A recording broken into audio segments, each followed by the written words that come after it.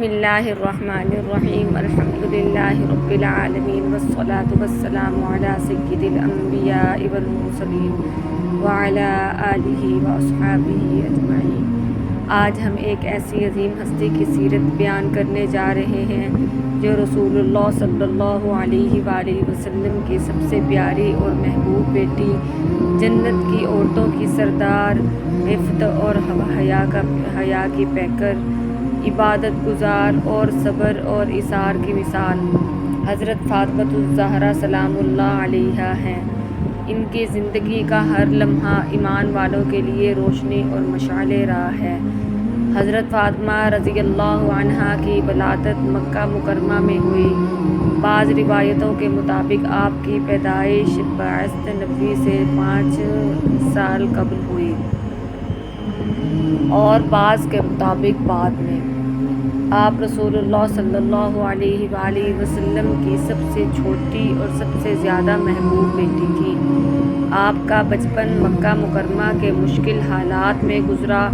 مشرکین نبی کریم صلی اللہ علیہ وآلہ وسلم کو ستاتے، آپ پر کوڑا کرکٹ ڈالتے، آپ کو گالیاں دیتے تو ننھی فاطمہ رضی اللہ عنہا دوڑ کر آتی، اپنے والد صلی اللہ علیہ وآلہ وسلم کے کپڑے صاف کرتی، آنکھوں سے آنسو بہاتی اور اپنے معصوم ہاتھوں سے والد کا چہرہ دھوتی۔ اسی محبت اور خدمت کی وجہ سے آپ کو ام ابیہا کہا جاتا ہے۔ مکہ میں کفار کی اذیتوں کے باوجود حضرت فاطمہ رضی اللہ عنہا نے اپنے والد کے ساتھ ہر مصیبت کو سہ لیا۔ پھر جب ہجرت کا وقت آیا اور مسلمان مدینہ کی طرف روانہ ہوئے تو حضرت فاطمہ رضی اللہ عنہا بھی ان کے ساتھ ہجرت کر کے مدینہ تشریف لے آئیں۔ وہاں بھی غربت اور مشکلات کا سامنا رہا، مگر زبان پر شکر کے سوا کچھ نہ تھا۔ مدینہ میں نبی کریم صلی اللہ علیہ وآلہ وسلم نے اپنی سب سے پیاری بیٹی کا نکاح حضرت علی رضی اللہ عنہ سے کیا۔ یہ نکاح اسلام کی تاریخ کا سب سے بابرکت نکاح تھا۔ نہ کوئی اسراف، نہ دکھاوا، نہ زیادہ خرچ، صرف برکت اور سادگی۔ مہر قلیل تھا، ولیمہ سادہ تھا، لیکن اللہ کی رحمتیں اور برکتیں بے پناہ تھیں۔ حضرت علی رضی اللہ عنہ اور حضرت فاطمہ رضی اللہ عنہا کا گھر غربت کے باوجود ایمان اور محبت سے بھرا ہوا تھا۔ گھر کے کام اتنے سخت تھے کہ فاطمہ رضی اللہ عنہا چکی پیستے پیستے ہاتھوں میں چھالے ڈال لیتی، مشکیزہ اٹھاتے اٹھاتے کندھے زخمی ہو جاتے، جھاڑو دیتے دیتے کپڑے غبار آلود ہو جاتے، لیکن زبان پر شکوہ نہ آتا۔ ایک مرتبہ حضرت علی رضی اللہ عنہ نے کہا، حضور صلی اللہ علیہ وآلہ وسلم سے کوئی خادمہ مانگے۔ حضرت فاطمہ رضی اللہ عنہا نے عرض کیا تو رسول اللہ صلی اللہ علیہ وآلہ وسلم نے فرمایا، میں تمہیں ایک ذکر نہ بتاؤں جو خادم سے بہتر ہے؟ جب سونے لگو تو 33 مرتبہ سبحان اللہ، 33 مرتبہ الحمدللہ اور 34 مرتبہ اللہ اکبر پڑھ لیا کرو۔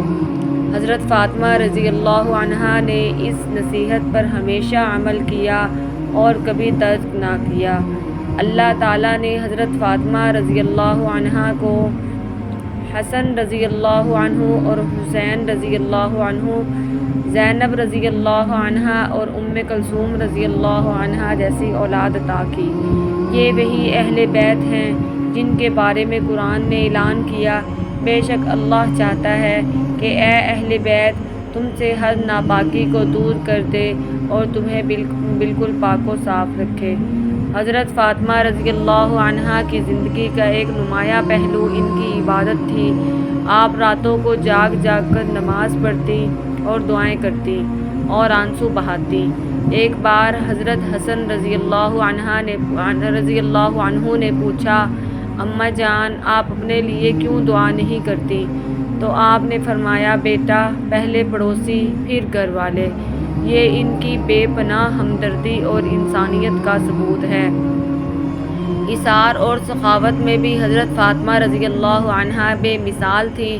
قرآن کریم کی سورۃ الدہر میں ایک عظیم واقعہ بیان ہوا ہے کہ جب حضرت علی رضی اللہ عنہ، حضرت فاطمہ رضی اللہ عنہا، حضرت حسن رضی اللہ عنہ اور حضرت حسین رضی اللہ عنہ نے 3 دن روزہ رکھا اور افطار کے وقت اپنا کھانا کبھی یتیم کو، کبھی مسکین کو اور کبھی قیدی کو دے دیا، خود بھوکے سو گئے مگر اللہ کی رضا کو ترجیح دی۔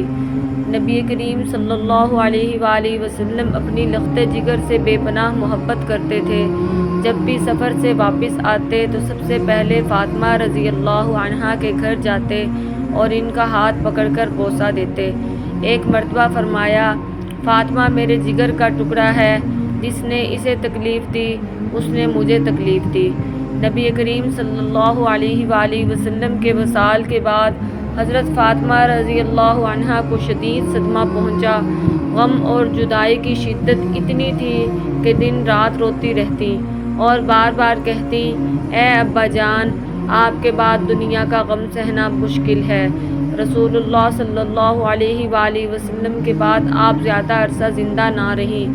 وصال نبوی کے تقریباً 6 ماہ بعد حضرت فاطمہ رضی اللہ عنہا بھی اپنے رب کے حضور حاضر ہو گئیں۔ ان کی وفات کے وقت عمر تقریباً 28 یا 30 برس تھی۔ آپ کو جنت البقیع میں دفن کیا گیا۔ یہ وہ ہستی ہیں جن کے بارے میں نبی کریم صلی اللہ علیہ وآلہ وسلم نے فرمایا، فاطمہ جنتی عورتوں کی سردار ہے۔ حضرت فاطمہ الزہرا سلام اللہ علیہا کی زندگی کا ہر پہلو ہمارے لیے سبق ہے۔ ان کا صبر ہمیں سکھاتا ہے کہ مشکل حالات میں اللہ پر بھروسہ رکھنا چاہیے۔ ان کی عبادت ہمیں یہ پیغام دیتی ہے کہ دنیا کی فانی لذتوں سے زیادہ اہم اللہ کی رضا ہے۔ ان کی سخاوت ہمیں بتاتی ہے کہ جو کچھ ہے اسے اللہ کے راستے میں خرچ کرنا ہی اصل کامیابی ہے۔ ان کی حیا اور عفت خواتین کے لیے ایک مکمل نمونہ ہے۔ اللہ تعالی ہمیں حضرت فاطمہ رضی اللہ عنہا کی سیرت کو سمجھنے، اپنانے اور اپنی زندگیوں میں اس پر عمل کرنے کی توفیق عطا فرمائے۔ آمین یا رب العالمین۔ السلام علیکم ورحمۃ اللہ وبرکاتہ۔